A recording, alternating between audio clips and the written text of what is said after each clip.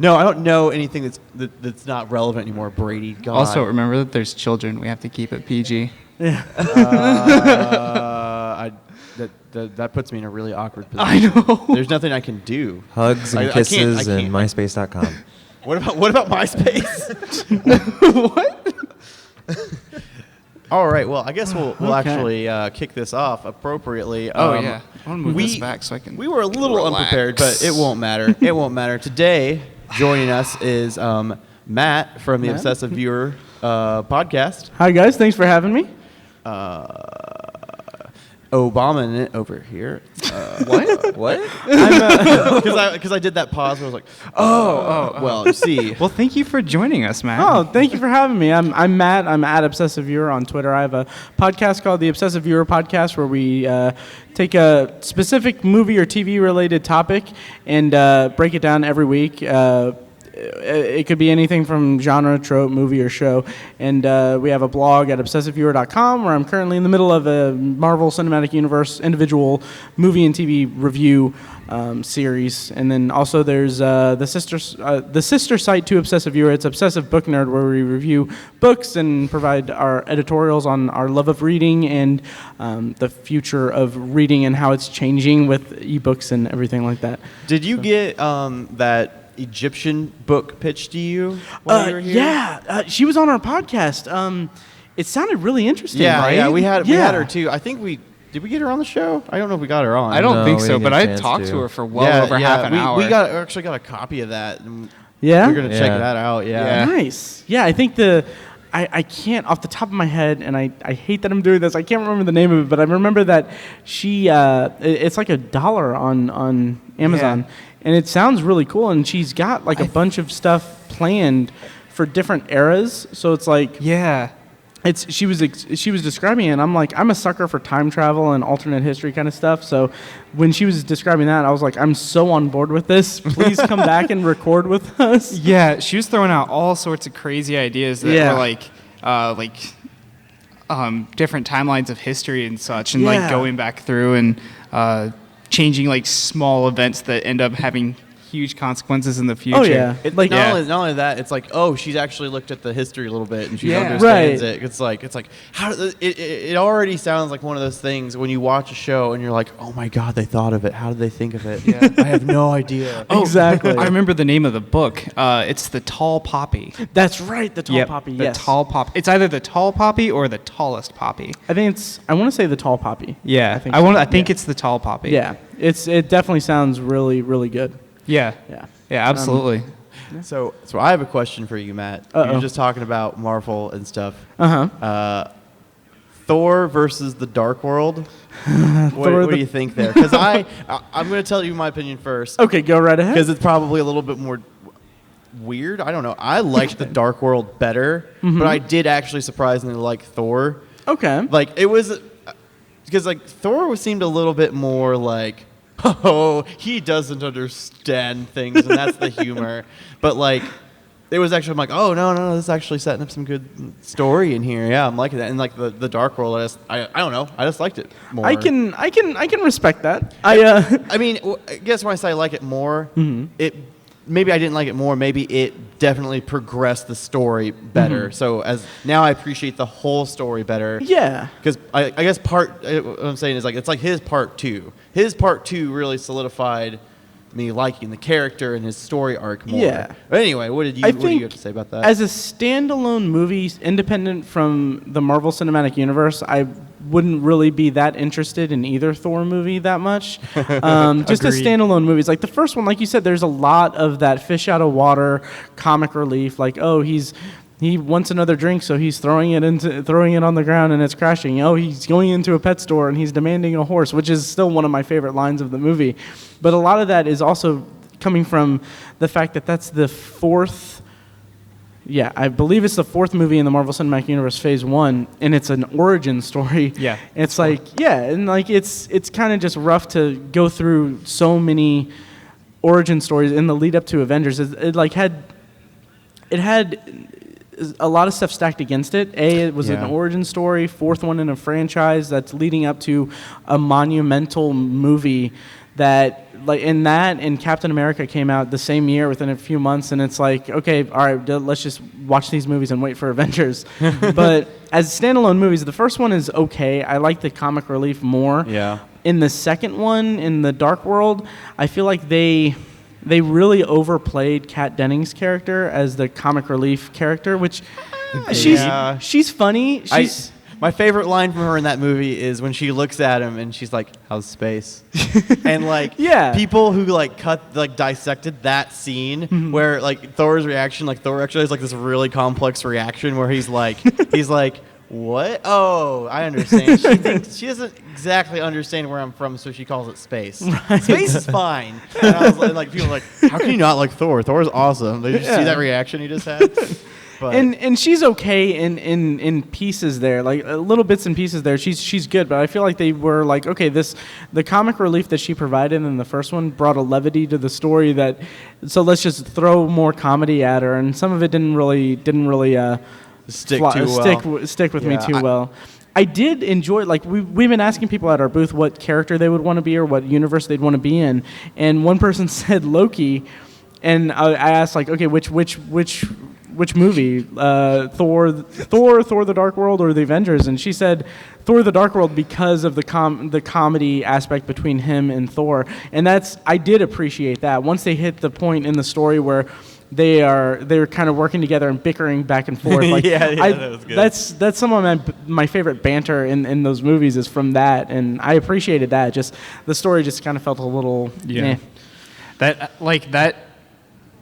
I don't want to say that scene, but that relationship between Thor and Loki, that very much so reminded me of myself and my younger brother. Nice. And we are direct analogs. I'm the older brother, and I'm like the flowing mane and like the righteous, and he's the little trickster. So Nice. for that, I did appreciate the relationship between those two.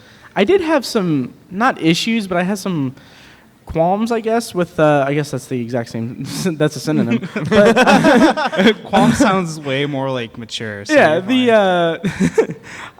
I wasn't too crazy about him being, and this is a very unpopular opinion to have, but I wasn't that crazy about him being the villain in the Avengers. I felt like he did a fantastic job. He was like Tom Hiddleston. There's a reason why they keep bringing Loki back, is he's so charming and he's fantastic. But I felt like doing the Avengers and having this big team up movie, and then having the villain of the movie be like the god of mischief, it was a little like, I kind of wanted someone with more like weight. Then I guess we're gonna get Thanos eventually. Yeah, but you gotta.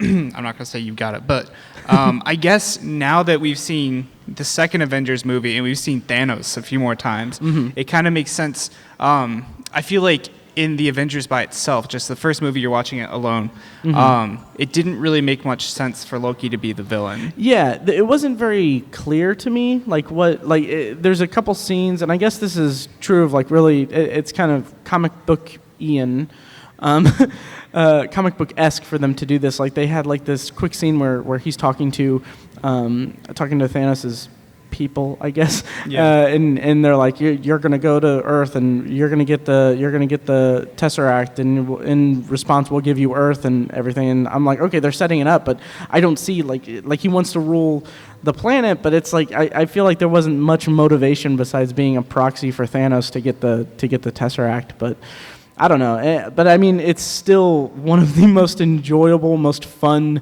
action comic book movies that's ever been made, and it's just it's such a blast to watch. So I can't really fault it too hard for that, because it doesn't. I own it, and I will continue to own it forever. But I guess now that I'm thinking about it, like my whole comparison to Thor to the Dark World also is very applicable to the Captain America movies. It's like, I like the second Captain America movie a lot more than the first. Put up them fists. Yeah. Sorry. I did not like Winter Soldier. The first Captain America movie is my least favorite Marvel movie. I love that movie. That, I'd have to think about that. I'd have to consult with my I'm not ratings. sure why. Like if it's the acting or the story. I mean, it's not the acting. It has to be like the story a little bit. Yeah.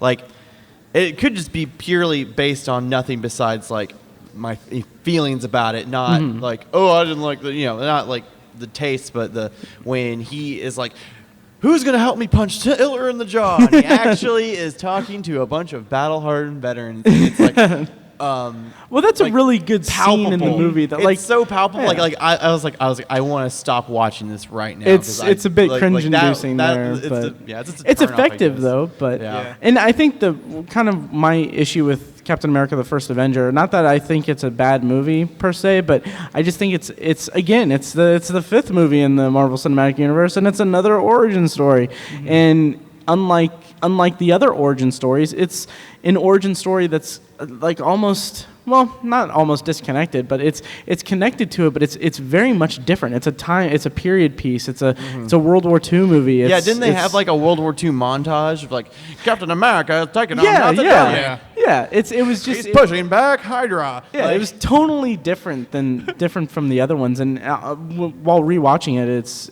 it grows on you, and I enjoy it quite a bit. But I mean, making the second Captain America modern and more tied to S.H.I.E.L.D. and more tied to the universe was definitely the right call. Yeah. Okay. So you've seen Winter Soldier, right? Yes. My major gripe with the Winter Soldier is before like the big battle where they're gonna go take on Hydra, they're gonna take back S.H.I.E.L.D., right? They're all hiding out in the woods or whatever. I think it's the woods. It might be a dam, but that dam is in the woods. Okay. And they're like, he's like, gonna need a little something extra. So what he does is he sneaks into the city where the S.H.I.E.L.D. base is and breaks into a museum and steals his old costume. I remember talking about and this. not only that, his I remember that. the costume he had when he escaped S.H.I.E.L.D. the first time, he had that and he escaped. Well, where'd that go? And not only that, so now the night before your big mission to take on Hydra and to retake S.H.I.E.L.D., you're sneaking into the city where the place still is. You're going to a very heavily populated area from your hiding spot. You're breaking the law. You're breaking in. You're stealing some outfit that it seems like you should just have your outfit already when you had it. and then they sneak back to the woods, and then they go from the woods to attack S.H.I.E.L.D. Let me throw this out there. In the entirety of everything after the first Avenger, Captain America has been out of place, out of time, out of everything. Yeah. And that's half of his appeal as a character. So what he does at that point is he takes back a bit of himself. So that he can feel more like who he was. Yeah. So he can go and battle. I think it was more symbolic than anything. It was very symbolic. It was very symbolic. I don't disagree with that sentiment. That sentiment makes a lot of sense. It was reckless. Literally. Literally. Stupid. Yeah. But I feel like some screenwriter could have put that in there better. The logistics of it really bug me. Yeah. It seems like a major plot point. I loved it. Well, wait a minute. You went in there? That was perfect. Maybe, I don't know, maybe make it the museum by the woods. I don't know. Well, and the kid recognized him, too, when he was in was it the Smithsonian?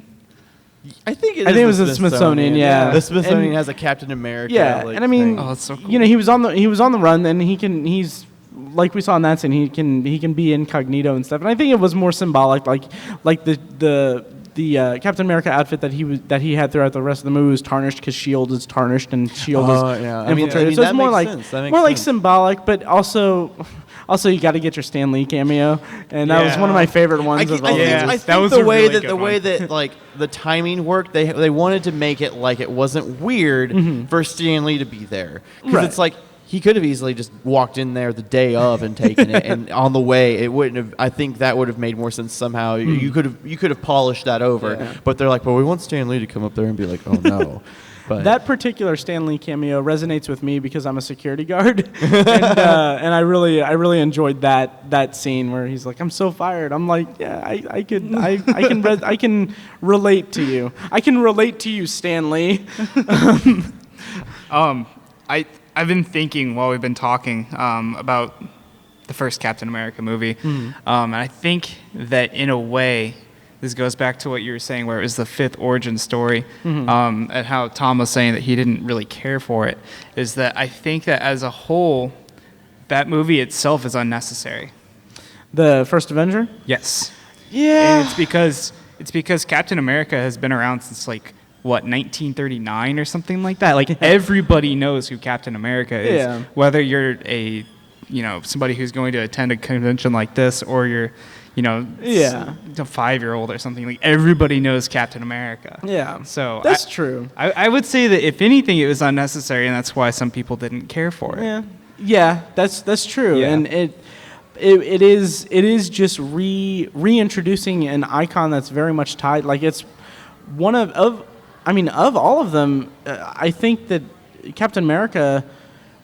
Captain America is obviously the most recognizable of like Iron Man. When Iron Man first came out, he was kind of a C-list level comic book character, and Incredible Hulk was probably the closest to like Captain America's stature. Yeah.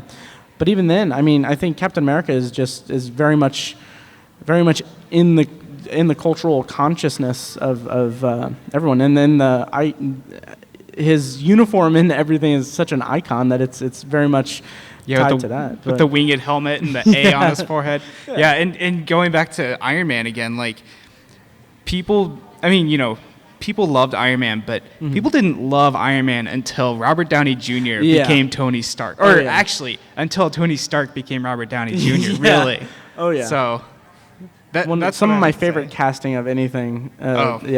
Just fantastic. Yeah. Did you watch what's that new movie where it's like a Pixar movie kind of, but it's Inside Out with the emotions? It's superhero oriented. Oh, superhero oriented one. Right. You mean The Incredibles?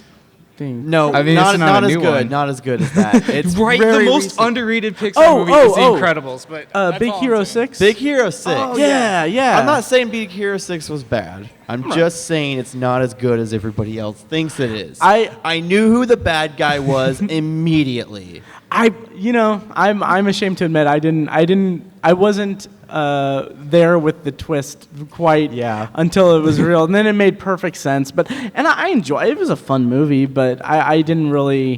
One of the things that I love was that Stan Lee cameo. And I was thinking they're just gonna start putting him in DC movies. Like why not? just do it. I think it would make just as much sense. Oh my god. We've been Shia LaBeoufing all weekend. Every time I hear someone near me reference that video, I crack up, and it's like when I watch that video, I'm just like, why is Shia LaBeouf so mad at me? Like what? What did I do to hurt you, Shia? Wait, have you heard why that video exists? Correct me if I'm wrong, but isn't it like some kind of maybe contest or something? Like he had a monologue and he did it in front of a green screen or something like that. But it's like a British film school. Okay. Had all their film students write some kind of speech or soliloquy where they would have an actor perform it, and they got Shia LaBeouf to do it. Okay. Somebody who actually has had more experience acting. Yeah. Somebody laughed at that. I'm like, be a dick all you want. Shia LaBeouf is an actor. Yeah, he's. I know that he's had weird times, but he was a child actor, and all things considered, he is doing pretty well for himself. But he earned my respect just really briefly when he was in. He was in the second Project Greenlight movie. If you guys remember that on Bravo, back in the early 2000s, maybe. I've heard of Project Greenlight. I don't remember that. The setup for it is really fascinating. I love it as a movie buff. I love that it's basically they had contests for filmmakers to submit their stuff, and then they selected the winner of it. And I think season 1 was just they selected a screenplay or a director or something, but then season 2 was a screenplay and a director, and they basically just funded a movie from it. And he was in the second movie. I think it was the first movie was Stolen Summer. He wasn't in that one. He was in The Battle of Shaker Heights. And I don't know why I'm retaining all this information, but I remember seeing in it, this is right at the height of his Even Stevens fame. And he is breaking out in this kind of independent movie. It's kind of a serious dramedy. or drama comedy. It's about he's a Civil War reenactor, like teenager who works in a grocery store with Sherry Appleby, and he has a crush on his best friend, played by Eldon Henson, who is now Foggy Nelson in the Daredevil series. Yep. He has a crush on her. Shia LaBeouf has a crush on his sister, or something like that, and his sister is played by what's her name from Road Trip? Amy Smart. Anyway, my whole point is there's a scene where he has to cry because he remembers. There's a scene where his dad in the movie, played by William Sadler, who was the villain in Die Hard 2. Why do I know all of this stuff? Anyway, isn't this what you do as a hobby? Pretty much. I'm just like I probably have more information about the Battle of Shaker Heights than any other person here at this convention.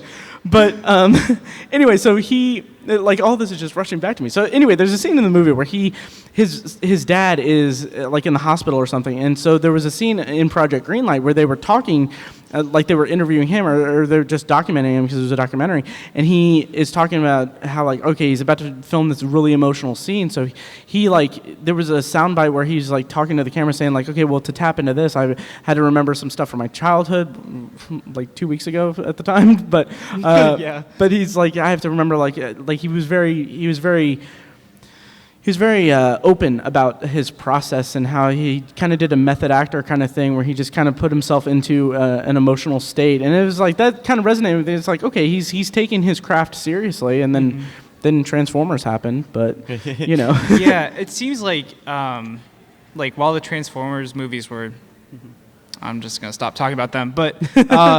Like, they didn't really do him a service as an actor, I feel like. I feel like he's actually an artist. It's like Michael Bay was like, he sounds kind of funny when he's screaming. Let's make him scream a lot. Yeah. Like, cool, dude. Yeah. Like I remember Holes, and I loved Holes. Oh, yeah. Oh my gosh. And okay. You guys remember that there was a movie on Disney Channel where he played a mentally handicapped fraternal twin, and it's about his sister dealing with that. Like I forgot like his about condition was that he had his umbilical cord wrapped around his neck when he came out, so he'd give oxygen to his brain. So, you know, it's kind of like it's one of those things like, who really is the protagonist, even though it kind of makes the sister to be like, who deals with it, like, you know, dealing with this, like, you're a twin that actually isn't on it's a connected level with their sibling. And, you know, it would be tough if it was just two siblings, but not only that, they're fraternal twins. And like, that was like, I don't remember if it made me sad. I think it was probably something I avoided because it seemed too sad. But like, I remember seeing probably bits of it, at least like just in passing, and it's like, whoa, this is powerful. Like, you know, like that was like, you know, I'll have to look that up. I want to check that out. That sounds I don't interesting. know what it's called. Okay. But I know it happened. I remember it really specifically because it was like, you know, it was him when he was a little bit older. Yeah. Okay. And I remember people actually talking about, like people on Disney Channel talking about it, and but that back to the Do It video. What they really did is all the film students wrote something and they acted it out, and he performed it in front of a green screen. And the way he did it is they were like, you know, we want it performed this way. Okay. So it's kind of an exercise in directing and hearing how an actor would interpret it. And that person wrote like that piece, and they were like, do it this way. So, and he did do it in all of the other ways, but that's like the crazy one that everybody went to. Yeah. Yeah. That just blew me away. Yeah. Oh man, Shia LaBeouf. Yep. I'd love to see him like kind of be a phoenix, like kind of rise from the ashes. It kind of seems that way. Have you seen pictures of him on Tumblr, like black and white pictures of him on Tumblr, shaven with no shirt on? I don't know how that's gonna like revive his career. What do you mean? I mean, people like him. Like, people like him enough that they're on Tumblr reblogging pictures of him, instead of reblogging pictures of him with a bag on his head. And I mean, and it also, you know, you say he's crazy. Maybe that thing that he did was like an art piece because he could be. You don't know how complicated this guy kind of is. like Joaquin Phoenix. Yeah, that's what I thought of too. Like, I'm still here. I'm not here. Something. Like I wanted to go to his like little thing really bad, but I mean that's in like L.A. It was free. Anybody could do it, and I knew it, like I heard exactly how it went down and how it was presented, and like you went into this room first, and they're like, you can pick any of these things before you go talk to him. And like one of the things was a bowl of Hershey Kisses, and I'm like, I would have picked that and just like talked to him, like, you want some of these? Like, like I don't want to go in there and berate somebody. Like people like had videos and they were doing it, and like it's like he's an eccentric person. Like the antithesis to what my story about Project Greenlight is, like recently he was in the movie Fury and he made a lot of people angry because he tried to do the method acting thing for that role, but and the story goes like he almost got like he alienated himself from like the rest of the cast because he wouldn't shower because he felt like his character wouldn't shower, and it's like he went to such an extreme level. Like kind of you hear stories about how Daniel Day-Lewis. I was just thinking. Daniel Day-Lewis. Is like, and like he's a ridiculously talented actor, and like he has earned the respect to, like he's earned the right to go around the Lincoln set like while shooting Lincoln, and he's earned the right to have people refer to him as Mr. President. Like I think that's a story about him, but I don't think Shia LaBeouf is quite there yet. So maybe he should have showered during Fury's shooting. Yeah, but I don't know. I haven't seen Fury yet, so I don't know how he did in it. But I know that there was. He did good. It was did good. He? Yeah. Okay. I haven't seen it either, but that's the one. That's the one about the lone tank, right? Yeah. Okay, I thought so. With Brad Pitt. And I wanted John to see it, but Bernthal. Oh my God, my favorite line from that is like, I started this war killing Germans in Africa. Now, then I was killing Germans in Italy. Now I'm killing Germans in Germany.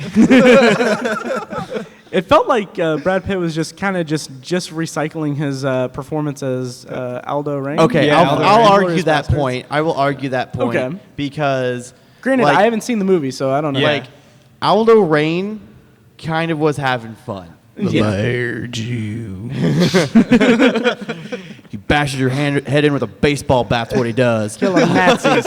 like you know, like Aldo Rain kind of secretly enjoyed what he was doing. Like, oh yeah, he was a total like psychopath. His character in Fury didn't. Okay. He was ward like. I mean, they're both gruff, roughneck individuals. Yeah, but their motivations were really different. Like, I really wish I remember what his character's name was in Fury. I've only seen it once. I've seen Inglourious Bastards like a dozen times. Aldo Snow. Oh my God, Aldo Snow is the character from Forgetting Sarah Marshall. I was gonna make a joke about rain and snow since I made day 3 of Popcon. I'm out of it. Yeah, you're fine. Yeah. You're fine. Yeah. Oh gosh, now I'm thinking about Quentin Tarantino, and it's like, Oh, yeah. man, I want to talk about Pulp Fiction, but never mind. Yeah, that you want to talk about that new Fall Out Boy song that came out with that bit in there? Like they had the sound bite from the scene where Uma Thurman's dancing, which is also coincidentally that song you were talking about. That's the Munsters theme, Yeah. and everyone's like, it's from Pulp Fiction. Everyone's like, it's from Munsters. It's from both. I'm sorry, it's from both. Yeah. It's a sampling of the Munsters theme song. Yeah. I like that song. I like It's Fall Out very catchy, and I love Yeah. to play it around people who don't like it because I'm like, hey, guess what? You're gonna have that stuck in your head now. Boy. Right. It is definitely an earworm song. Like, yeah. And I'm a fan of Fall Out Boy. I like their music. A lot of people didn't like the most recent album. People just think they want to be cool. They're like, Fall Out Boy isn't hard enough. Right. I'm like, okay. Like they made a song about Uma Thurman. It has like Uma Thurman as a major plot point. They're fucking Right. cool. Like, get over it.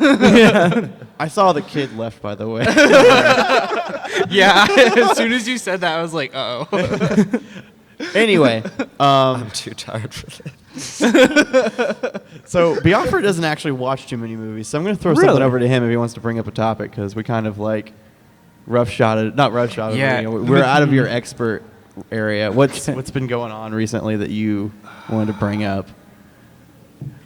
I really don't even know. You know what we didn't do? We didn't talk about the Skyrim incident last night. Oh yeah. Because you saw his post last night. Yeah. So what exactly happened here? So I was playing Skyrim online, and there's like crazy like 100 versus 100 versus 100 PvP. Oh, nice. And so I was riding the horse over to like a castle, and I need to get back into Skyrim. Oh man, it was Elder Scrolls you Online. stopped like just all of a sudden in the middle of all these like trebuchets, and I was like, where did all these trebuchets come from? And like, oh, you can just build them in a second. I'm like, okay. yeah, because like my team had like all these trebuchets like shooting at a castle, and I was kind of fine like where I was, and I was like watching all the other players running around, and all of a sudden I just get hit by the enemy trebuchet like attack, and like these guys just come through like, what are they even saying? Okay. I'm Calmly so as tired. possible, you just hear Delta Squad coming through. And it wasn't even that. It wasn't even that Delta like Squad. serious. It was like Delta Squad coming through. Oh wow. It was so casual. And it came out of the TV. Whoa. Yeah. And I was like, whoa, Delta Squad coming through. Oh, that's fantastic. And then this other guy was like, oh fuck. Like it wasn't like in the game, he said that Yeah, as it a was response. in the game, but no, here's Delta Squad. no. In the game, it was that's great. it was not directed at Delta Squad. Okay. It was just like you could tell something happened to him. But like, there was The enough of timing was so perfect. there was enough of a pause that it sounded weird, and then we started laughing at him saying that. That's awesome. And then we started laughing at wait a minute, Delta Squad. like it was so serious and also so casual. It was the weirdest thing to ever hear. And then like I'm It was like Arnold Schwarzenegger saying "yeah" in Kindergarten Cop. Like there's a specific scene where he's just like, "Yeah." It's like the you weirdest know thing. the Leroy Jenkins video. Oh, yeah. When they're talking before they go in and they're talking about like statistics. Yeah. It's like you're like oh my like god. running numbers, like we have a 30 Yeah. statistic or a 30% chance of that. I'm like, when I see that video, I'm like, I admire that because man, that is a lot of commitment to that. Yeah, Yeah. one, it's like, oh my god, you freaking nerds. Two, It used to be me. so to hear like Delta Squad in like a Skyrim game, even though I've never played Skyrim, but it's like there aren't squads. Yeah, there was. There is an Elder Scrolls Online. I guess there is. You can get to like up to like 20 people like in a group and just just going That's to battle. insane. Delta Like, Squad. there was I don't do like much of any PC gaming or anything like that, but I have a PS3 and I'm gonna upgrade to a PS4 eventually. But there's Yeah, I was playing on PS4 'cause Okay, they okay, finally cool. ported it over. Did they? Yeah. Oh, that's awesome. That's more incentive to spend so much money on the PS4. But there was a game for PS3 that was like no one really played it that much, but it was called Mag. Are you familiar with that at all? I heard about that. It's it was massive action game. It's kind of generic. I It was really like, wanted to play it. it was a lot of fun. Like it was a little like it was their big selling point was that they were like I think like 180 or 120 players in one game. I remember reading about that. And Yeah. it was a lot of fun, and you had like a lot of squad-based things, and like in theory, it was I a lot of remember fun. that now. I Yeah. remember that. Like didn't they try to have that on console and it failed? There was a lot of issues with it. Like I remember that Um, was the one with the invisible wall. Like you could see the other players. Basically the matches were not as big as they really looked. Yeah, it was. And you couldn't get to like all of a sudden there's a wall and you see other people playing over there, but you can't interact with them. But you're Yeah. all fighting for the same thing. That's super weird. Yeah, every little squad was set to a certain it's confined to a certain area. So like they say like, oh yeah, you have these big games going on at a time, but it's like, but your squad of 8 people are fighting like these squads of 8 people in this area of the game, and then it was kind of I wouldn't say it was a ripoff because I actually did have a lot of fun playing it, and like the concept it took place in like a near future setting where no nations had like any militaries. It was all privately contracted military, so they had like different factions that you could join, and it was a lot of fun. And it just I think as a concept it failed to deliver on its core concept, but in terms of actual gameplay, it was a lot of fun. Okay. Yeah. So, Yeah, I think but now that, it's dead. So, Yeah, I think that something that a lot of people are looking for is like some sort of gigantic game or like gigantic fighter like that, where you're fighting with, possibly hundreds of other people. Yeah. But they're looking for one that those other hundreds of people are going to buy. Yeah. And that's I think that's like the hard part of it, and it makes sense to do that on PC gaming because you have platforms like Steam and good old games. Yeah. So like when you have like your market absolutely cornered like that, you can get people to play those games. Whereas on the console you have, or like just the general console scene, like you have so many different groups of people playing different games. And like if your friends are playing Mag, then yeah, you're gonna buy it. But if your friends are playing Halo, then then you're gonna buy Halo. Yeah, so. Speaking of Halo's great. I tried so hard to get my friends to play Mag, but no one listened to me. But yeah, Halo, and here they're doing the Halo tournament. Have you guys checked that out at all? We've seen it. We watched it when we watched it at Scotty's last night. Oh yeah, they have the smart TVs turned in on Twitch, so. Is that how they did that? Okay. Yeah. I was wondering about that. Okay, I went there Friday cannot and it looked confirm, cool. but that's how I thought they did it, because there was a part where the stream died and it went to Twitch and then they refreshed the page and it was back. Yeah. So that was cool. That was it. It's the setup that they have for the tournament is just insane. Like that stage is awesome. I'm really I totally impressed by it. had a run-in with one of the people standing at the door because it was like, I forget what I had to do, but it was something that I actually had to run around and do something. Like I probably had my camera with me on this tripod. I walked back in there. He's like, "Gamers only."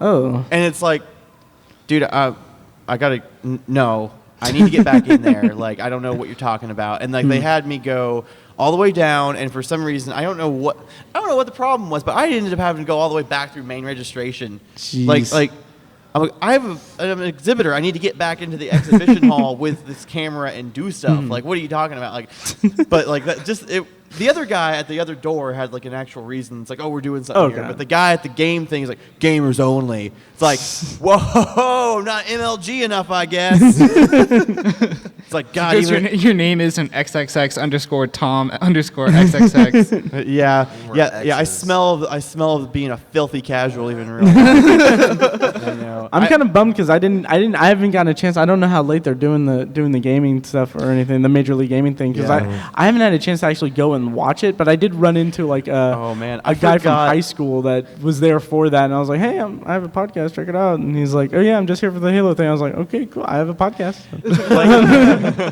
like I forgot that it is actually an MLG thing. I forgot yeah, it's that's like a real thing. Like it's and legit. No wonder I keep making fun of these Halo teams. I should probably watch it right now, but I'm not. I have to I look at these guys and I'm like, hey, what's up? You guys like Halo? yesterday we were walking to Scotty's and we see these guys, and they all look like bros, and I was like, what's up? And I was like, oh yeah, you guys like Halo? Can you what do you think about Mendicant Bias? Do you know what Mendicant Bias is? Mendicant Bias is a serious, like, you have to be super nerd to know what Mendicant Bias is. The Forerunner AI that ends up switching sides in like nerd. Yeah, see, wow, see what I mean? It's like, that is a deep cut. That's interesting. yeah. And so it's like, you're so MLG at Halo, and you know. You don't like, even know. You don't know. Yeah. You don't know. Like, I had to retire from Halo. I spent a year at USI in Evansville. I spent a year studying journalism there before I kind of moved back here and kind of took some time off from school, and then stuff happened. But I went to USI. That's where I met one of my co-hosts, Mike. And we just basically spent the whole year there, essentially, with our friend Pat from the Nerds You're Looking For podcast. I might as well plug him. But we would just play Halo in the dorm. Like you think, okay, college life. Oh, I'm first time away from home. I'm gonna live the dorm life. Gonna go, party or whatever. We spent every single free moment playing Halo 2, and it was like it reached a point where it was so. It was so addictive and it was so competitive that like I was like, okay, I can't do this anymore. Like there's my friend Pat, again from the Nerds You're Looking For podcast. There was a moment where he got angry at something, and like I want to say there might still be an indentation of his knuckles in in room 106 of Governor's Hall on the USI campus. You know the location. Yes, because he was so angry. Like he actually like punched the wall, and it was like kind of in the corner, and like his skin, like it cut his skin on his knuckles, and I was like, it's a video game. Well. It's always awkward with your friends. I'm super into Halo, but when I say I'm super into Halo, I'm into like the story. Like I've read most of the books. That's something I never could get into. I couldn't really get into the storyline. I really liked Halo 2. Like that, it's been so long since I've been into any Halo stuff. Because again, I only have a PS3 because my 360 got the Red Ring of Death like no Oh, exaggeration. I'm on my third or 5 fourth times. 360. Yeah, I've invested. I don't really care. I'm like, no, I'm just gonna keep. I don't know. One of the replacements that they sent me off the after getting it, second I plugged it in, Red Ring of Death, and I was like, what? I was like, yeah. I was like, okay. I called them and I'm like, okay, listen, this is like the third or fourth one that I've gotten, and I think I had like. It wasn't even the Red Ring of Death exactly. It was something that just completely corrupted the hard drive. And so like not only did I lose my console, I lost every save, everything. Oh my god. Multiple times. And I was like, I called like that and I was like, okay. Like and like I'm really polite and I'm really nice. So like anytime I have to talk to a customer service representative, I know that it's not their problem. I know that they're not the cause of it. So I'm like very like gentle because I know that they have a crappy job where they have to put up with a lot of obnoxious people who are angry. Yeah, and like especially the people who don't understand the technology. Yeah. Mm-hmm. So like I called and I was like the second I answered, I was like, yeah, can I just speak to your supervisor? And then they're like, well, I was like, I'm on my fourth one. I need to speak to a supervisor to expedite this.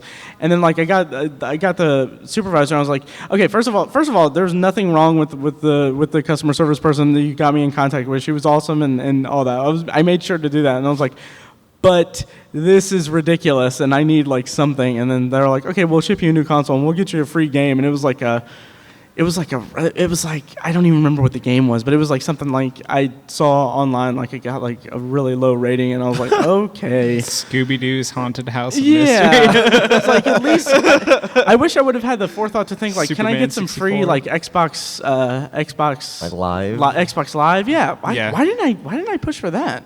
I like the first time I got a mess up Xbox. I sent it. And I got like a few months live. For that's free. awesome. And then one of my crappy roommates stole it.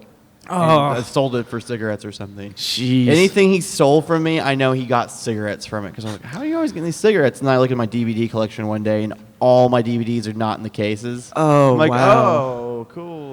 That sounds like a lovely person. Yeah. It's totally weird. It's totally weird. When I worked in Bloomington at Rockets, he came in there, and he's like, "Oh, hey, what's up?" And it's like I don't understand what you think is going to happen here. like I would hurt you if I wasn't at work. like seriously, like you stole from me, and you think that I'm just going to be all like, "Oh, that's all in the past." It's like you're delusioning. Yeah. You're delusion. Anyway, enough about real life. Yeah. So Halo. But yeah, so like the only books I wouldn't really recommend are the Forerunner saga. Now Brady might like the Forerunner saga because he likes Tolkien. Okay. I know that's a weird comparison. I've but never like, read Tolkien. I've never read them. I've only seen the Lord of the Rings trilogy and the Hobbit trilogy. I'm gonna lay some smackdown on Peter Jackson right now. I know that. Okay, that guy did not include the greatest character that Tolkien ever created. I've heard this. Tom Bombadil. Tom Bombadil. I'm aware of Tom Bombadil, and I. But hey, That's Legolas, like a genuine reaction. Like I was actually mad that he wasn't in it. But Legolas was in The Hobbit. And like random lady, and like I'm joking, I by the way. understand like you know the story was really heavy on men. Like there was only men in The Hobbit, but like I don't know. I almost feel like those should have been like a tribute. But I don't exactly know how I feel about that. But I am still like miffed that Tom Bombadil was not present in either The Hobbit or The Lord of the Rings because he showed up. There's a lot of outcry of it. Like I watched the first Hobbit movie and I was like, like not really knowing the source material or anything. I was like, this is kind of nice. I really liked the Lord of the Rings movies. I thought that they were really, really well shot and well done and everything. And I was like, it was kind of like going back to a place, like going back to like visiting an old friend, I guess. And then slowly by the not really by the end of that one, but then with the other two, it's like, and then slowly realizing like your friend stole all your DVDs out of your DVD cases and ruined your life. This is how you tie it all together. My new roommate actually, we recently was watching the newest The Hobbit. Battle of Five Armies? Yeah. So seen it. I'm pretty sure that that has to be like she was illegally watching it, right? Do what? She was like illegally watching it, right? There's no way it's out. It's not. It's out already. Yeah. Okay. It's been out since like November is when it came out in theaters and stuff. Okay. It's been out. I see what you're saying. I do not own it. I have not been keeping track either, so I thought she was illegally watching it. But I stopped watching Hobbit after the first one. I don't even know if I watch. I had to have seen it before or something somehow. Because I was like, oh yeah, whatever. And she cried at the end of that movie. Oh wow. And I was like, you're an idiot. Like emotional crying, or like I wasted it's hours so of my life? good. It's so good. You're an idiot. You are an idiot. Did you actually call her an idiot? I've called her idiot enough in life. I don't know. I can't tell you if I called her that time. I've called her an idiot to her face. You kidding me? Anyway. There's a great meme somewhere online where it shows Evangeline Lilly's character like screaming, like the scene where she's screaming at the elf guy, saying why does this hurt so much? Why does loving hurt so much and everything like that? And then the next panel is just him responding with, because it wasn't in the book. That is fantastic. All I'm saying. The last thing I ever cried about because it was so good was in Durarara, which is an anime. I don't know if you've ever heard of it. There is a plot twist that I can't tell you about. Okay. But it's twist? it's not sad or anything. I'm like, oh my god, it's so good. I can't. I'm not actually getting the emotions right now. But when I did, it was so surprising because I'd seen it before. I even knew it, but it was one of those things when you watch it again, you realize how nuanced it was, and how wow, they really didn't you had no idea. You had no idea. Nice. And I love that kind of storytelling where they can just flip it like that and just make you just think go insane. How did this happen? And it's one of those things when they set up the story, you have no idea what to take literally, because there's a scene where she's it's not, it jumps around a lot from characters. There's a lot of protagonists, and it opens the series with a non-protagonist who is just the protagonist for that episode who goes to this event, and she's like George R.R. Martin. What? Like George R.R. Martin. Every book starts with somebody who dies horrifically at the end of the first chapter. It's sort of like that. Only instead of dying, she gets saved by the real hero of the story. Okay. Oh. And kind of like a prologue kind of thing. Sort of, yeah. Kind of she's an having introduction. This this inner monologue about she was gonna commit suicide, and Holy cow. her meeting the protagonist turns that around completely, and how she explained things to her, and she's I guess I'm sure everybody has secrets and everybody lives their lives just fine. She's I'm sure that this person has a secret and that person, and these boys, and then goes on, and I was rewatching that with my girlfriend, and she was and even these two, and I was just oh my god, I started. Okay, now keep in mind this is audio. I was flopping around everywhere was the best way of putting it. Are you one of those inflatable dudes at the car shows? You're just a wacky waving inflatable arm phone. Yes. Yeah, and it's oh my god, I didn't even catch that the first time I watched that, because this is nice. These are other characters that have their own things. Guess what? They have secrets. But me telling you they have secrets doesn't tell you what the heck is gonna happen, which is great. It's you don't know. You don't know what the next thing is gonna be, and there's lots of plot twists in that. Nice. Yeah, George R.R. Martin is no stranger to hating his fans, apparently, from It seems like way it's plotting. From Do you what guys I know, watch Game of Thrones? I don't. Okay. But I've read all the books because I'm a nerd. I'm about Nerd. I'm about 12% into Storm of Swords because I've heard the last few books aren't that good, but I want to I want to read and get caught up in everything, but I don't know, that show is just the Red Wedding, it tore me apart. It was insane. I actually really enjoyed that. Yeah, I thought it was great. And from I a felt storytelling total perspective, it was piece of crap. amazing, but Yeah. it was just a gut punch to me. It was insane. Yeah, it was well, I don't want to ruin the story. Like, Okay, yeah. It was something happens and something happened, and it elicited an emotional reaction, and then some more things happened, and more emotional reactions happened. You know what I'm talking about? Oh yeah. Okay, good. Emotions. Yeah, but I don't even know where I was going with that. But I can't think of anything I've really cried at lately in movies and TV. I got a little choked up, oddly enough, at a late season episode of or a late episode of in the season 2 of Agents of S.H.I.E.L.D., oddly enough. They played it. Do you guys watch that at all? Yeah, I'm halfway through the second season, so I can't. Okay. I can't. Well, in season 2 they kind of play up Sky's backstory and stuff. Yeah. Like I'm up to the kinda- point to where they just got out of the city. I don't think that spoils too much. Okay, yeah, I got you.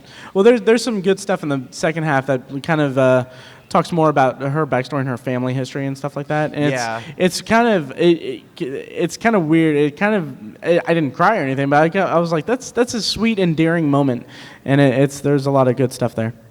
Like Agents of S.H.I.E.L.D. really stepped up their game after season 1, like halfway through season 1. Well, it's because they were going to get canceled. Like, I didn't hear very many good things about the first season, and then the second one is really good apparently. Yeah, the first half of the first season, like the first handful of episodes, which I can't really fault them for this, but it was kind of a super powered X-Files kind of thing, like Case of the Week, like they've interacted. It's a good way to get hooked in without making a commitment to an evolving storyline and everything. But so it's kind of like how Supernatural was before. Actually, I'm going to shut up right now. Never mind. Okay, but yeah, it's that kind of thing where it's kind of like they use that as an introduction to the characters, and you have to have patience to really go through these individual episodes that are kind of standalone from everything. But it's interesting that what they're doing without really telegraphing what they're doing is they're building up the relationship between the team members and everything. And by the end of the season, like when the show ties into the Winter Soldier, like the events of the Winter Soldier, everything just kind of gets flipped It was around. great. Yeah, it was great. Yeah, it was really good. It was really, really enthralling. And then, man, I can't think of the actor's name. I'm going to say Hudson from Aliens. It's the most... Oh, yes. What's his Bill name? Paxton? Yeah. His role was great. He was great. I was so surprised to see him in it. And also Edward James Olmos, who was here at Popcon. I was surprised to see him. I haven't got to him in Oh, it yeah. yet. I didn't spoil what his character is, but he is in season 2. I knew he was in it, but that's fine. So, like, we see S.H.I.E.L.D. kind of fall apart. At least that's how I understood it. And like in the second Avengers movie, it's like it's not S.H.I.E.L.D. anymore. It's like the Avengers Initiative. Yeah. It's so do the agents of S.H.I.E.L.D. actually move to become members of that? They're not tied to the Avengers per se. Like they're not part of the Avengers. Like but it's not up to that point yet. Yeah. Like the series isn't caught up to Age of Ultron yet. Oh, They do tie into Age of Ultron later, but not nearly to the effect of the Winter Soldier. Because I know, I've seen Age of Ultron, and I see S.H.I.E.L.D. there. I know it maybe is not S.H.I.E.L.D. per se, but I'm like, all right, so this is going somewhere. Like I know that Agents of S.H.I.E.L.D. is going somewhere with this. Season 2 of Agents of S.H.I.E.L.D. kind of just reestablishes S.H.I.E.L.D. as an entity. I guess. I guess that's not really saying because I was like super stressed out watching Agents of S.H.I.E.L.D. I'm like, oh my god, like this is a problem. Like there are snakes in the grass. How do we get them without burning all of the grass? Yeah. Like how do we keep our grass? Absolutely. And like my favorite because it's like it did a good job like later of like I became invested in like all of these nameless people. Another show that did that good was really Battlestar Galactica because I still need to watch Battlestar Galactica, and I was so bummed. I'm with you.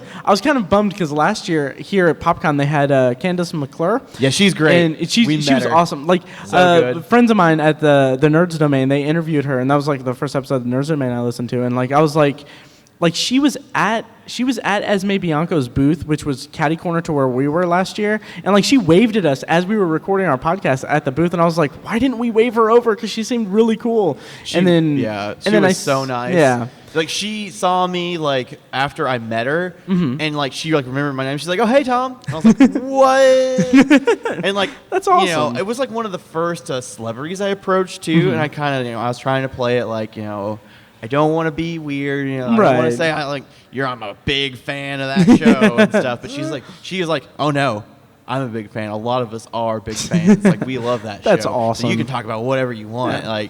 And she we ended up was talking to her 5 minutes just after the fact, and she didn't care if you weren't there for an autograph. And I had a similar experience with Edward James Olmos here. Nice. Seeing him get super excited when I mentioned his son. He's like, oh yeah, Brody. That's cool. I probably explained this when we had Steven on earlier, but his son Brody is Hot Dog in the show. Okay. So he has a son in the show, a son character in the show. Admiral Adama has Right. Apollo Adama, but Hot Dog is Edward James Olmos' actual son Brody. That's cool. I like that kind of it's nepotism, but I like the kind of little hidden Easter eggs, I guess. Kind of things behind the scenes of And it's just cool. seeing him actually have that genuine reaction to it's like, oh yeah, my son. That's It was cool. general, he's really actually proud. It was really good to see. I love those kinds of con guests where they're excited to be there and everything, and you can feel a small connection with them and a little bit. It's a lot better than just going through a line and paying okay, autograph this, thank you, and that. I love that kind of interaction. So Yeah.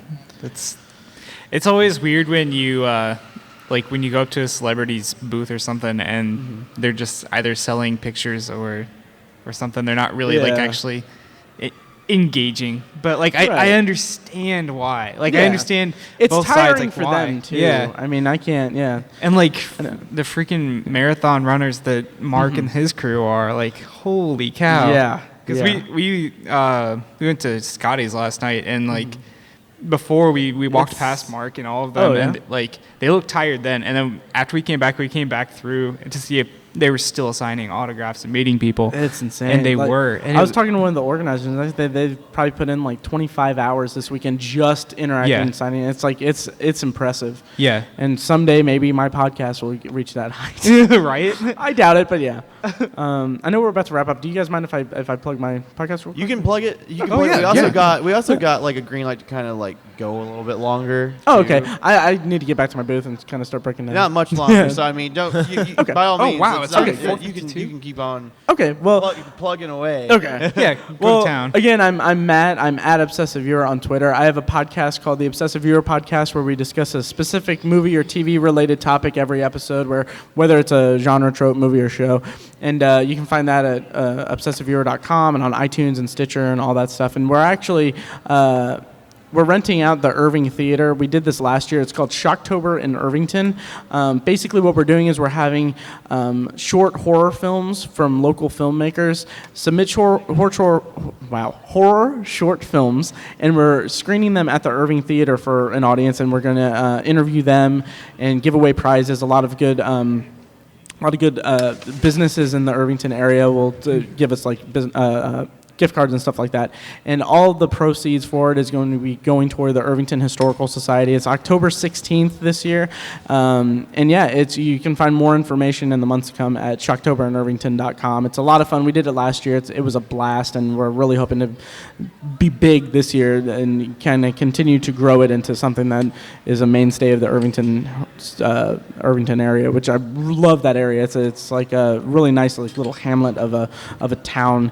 And and we have that's at shocktoberinirvington.com, and we got last year Billy and Brandon Watch Movies, who have a booth here. They submitted a short horror film there, Intruder, which was really good, and then they're going to have a short there this year as well. So again, that's shocktoberinirvington.com, obsessiveviewer.com, all that stuff. That event sounds like something I'd be really interested in going to, by the way. Nice. I think it was earlier today we visited you. Yeah. And I was like, man, I'm really thinking about going to that. Yeah, it's a lot of fun. Yeah. It's a lot of fun. And we're kind of hoping to partner with there's a Irvington ghost tour where it's this guy his name's Al Hunter. He is a former history teacher, like a high school history teacher, and he's a huge history buff. He's a huge fan of Abraham Lincoln, and he good man. Yeah, and he basically takes tours, and like he's very successful in the Irvington area. He'll take them on a walking tour of Irvington, and he'll go to these different houses or these different locations, like the Bana Center. I'm probably butchering that, but it's like where the historical center is, and he tells a story about how like okay, this used to be a college campus, and anyway, he's very vocally, like he's one of the best like public speakers I've ever heard, and he's so engaging because like 70% of the stories that he tells are like just history stories talking about Irvington, but then 30% is like stories of hauntings and supernatural occurrences and stuff, and it's just a perfect blend of it. Like it's so much fun. So we're hoping that we can get in touch with him. We did last year, and like basically if you get a ticket for the Irvington Ghost Tour, which if you Google Irvington Ghost Tours, you can find it. But if you get a ticket there, we'll get a discounted price on the tickets to Shocktober and Irvington and stuff like that. But it's all in the works. So Shocktober and Irvington.com. So yeah. You guys got a few more months to work on it before you actually have to have things locked into place. Right. Yeah. So it's still in the works, and it's a lot less stress this year because we've done it. Like last year was our first year doing it, and it's a lot more easygoing, and we have our contacts, and we're working to get it done, and it's just a lot less stress, and we're just working on, instead of working on all these variables from doing a first time event, we know we've established like the stuff that worked and the stuff that didn't work. Like last year we screened a movie after the short films, and we noticed like a lot of people didn't really stay for that. So we're just focusing just on the short films this year, and I think that's going to go over a lot better, and it's going to go over well. And we had a really good first time doing it, and we're just really focusing on just improving it, and it's going to be a blast. Yeah. There you go, everybody. Yeah. Well, we are Linear Radio. We are on YouTube and Twitter at, on Twitter it's Linear Radio. On YouTube it's the Linear Radio. I have the same problem with my Facebook page for Obsessive Viewer, So is it like /the Obsessive Viewer? Yeah, it's /the Obsessive Viewer, and then Twitter's @Obsessive Viewer. I kind of fumbled that one. We have a Tumblr too, but I haven't been on it in like... don't think it's been updated in well over a year. Yeah. Maybe, I don't know, but yeah. That's what happened with the Tumblr. Tumblr's a lot harder to keep up with as social media than even Twitter. I don't use Twitter that much, but I use it more often for our channel than... I feel kind of bad because I just have Tumblr just as a place that my WordPress posts from the blog just auto post there. I don't interact with Tumblr, but I mean the keywords are there and stuff, so I get some traffic from it. But I feel like I should do more with Tumblr, but I'm spread too thin as it is. What it is like I have a personal Tumblr. Mm-hmm. I don't have time to do other tumbling that's professional. Yeah. So Tumblr is like a part-time job. If you actually want to like keep your followers. It's more like a quarter-time job, honestly. If you want to be really, because you do it for 3 hours if you get home from work and you're like, crap, I can't play video games. And you do it while you're at work. Jeez. You can do it at work. I just hate the Tumblr app. I'm sorry. Mm-hmm. Yeah, Tumblr. I love the Tumblr. I like app. Tumblr, but I don't like its app on the phone. Are we got anything else? Do we got anything else? We got Facebook. I don't think so. So Linear Radio on Facebook. I guess we should just say that it's been a heck of a con. Yeah. I am excited to sleep tonight. Me too. And thank you guys for inviting me on. Absolutely. Absolutely. We're glad to have you. And like your guys' question earlier, like I'm still continuing to think of why I chose Captain America. I credit that totally to my co-host Tiny, because last year we just asked people for their favorite movie or favorite TV show, which we got a lot of really good responses. But like when I was like, so what are we gonna ask this year? Because we already asked people, and there's probably gonna be overlap of people last year and everything. And then he just mentioned just kind of just out of nowhere. He's like, I don't know. How about favorite what fictional character they'd want to be, or what fictional universe they'd want to be in? And I was like, do you realize you just struck gold there? That's perfect. Like you could ask that same question again next year. Oh, absolutely. And you wouldn't have any overlap because people are constantly changing. Mm-hmm. Well, actually, you might have a little bit of overlap. Yeah. Like I'd still probably. Yeah, you really think you'll still be Captain America? You're really gonna change your answer? Because I wouldn't have changed my answer. Well, I don't know. Like, what did Biafra say? I don't know. Yeah, Biafra, we couldn't hear you because we were talking about something else Oh, behind you. did you say Monkey D. Luffy? Yeah. Okay. Oh my god. Freaking nerd. Don't hate. I just want to be made out of rubber, okay? That's right. Yeah. Well, that was a good answer. It's been fun. Yeah. We have to now slowly get our stuff together. Yeah. right? And then- Yeah. and then Yeah, I sleep plan for on like I 20 plan on years. actually taking my time with it. So Mhm. it's Yeah. been great. Yeah. Indy Popcon. Yeah. I'm too used to calling it Popcon, but there Mhm. is an Indy in front of it. Yeah. So But we'll be here next year. so on the next time. That's our sign off, by the way. It's on the next time. Oh, Anyway, nice. Good night, everyone. On the next time. Yes. Thank